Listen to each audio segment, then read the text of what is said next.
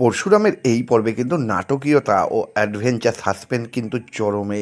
এই পর্বে দেখা গেল যে পরশুরাম কিন্তু শুয়ে রয়েছে, সে নেপালকে খুন করে ফেলেছে।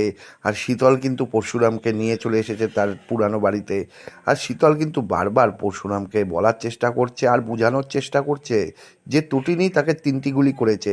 কিন্তু পরশুরাম শুয়ে শুয়েও কিন্তু একই কথা বলছে যে তটিনী তাকে গুলি করতে পারে না, কারণ তটিনী তাকে খুব ভালোবাসে। কিন্তু শীতল কিন্তু বারবার করে বলে যাচ্ছে যে তটিনী তোমাকে 3টি গুলি করেছে।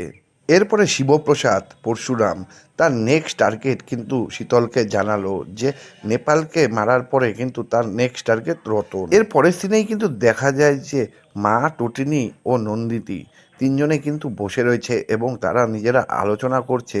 এবং টটিনী বারবার করে বলছে সে কিন্তু শিবপ্রসাদকে 3টি গুলি করেনি এবং কোনোভাবেই সে তাকে মারতে পারে না, কারণ সে তাকে খুব ভালোবাসে।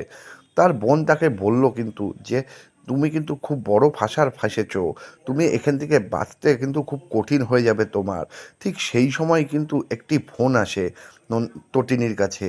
আর সেই ফোনটি করে বিজনলাল, মানে বিজিত।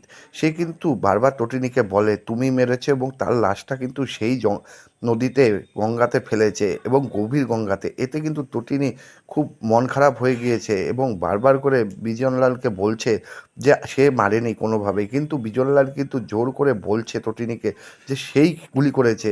কিন্তু বিজনলাল কিন্তু বারবার তটিনীকে বলছে কিন্তু সেই বিজনলাল বারবার করে বলছে যে তার শ্রাদ্ধে অবশ্যই যাতে বিজনলালকে বা বিজিতকে যাতে তটিনী ইনভাইট করে। এতে তটিনী কিন্তু আরও মন খারাপ করে ফেলে। এর পরের সিনে কিন্তু দেখায় যে বিজনলাল তার বউকে একটি ঘরের মধ্যে আটকে রেখেছে এবং তটিনীর বোন কিন্তু বারবার করে বলছে সে কেন তাকে আটকে রেখেছে এবং সে একজন খুনি, সে তার জামাইবাবুকে মেরেছে।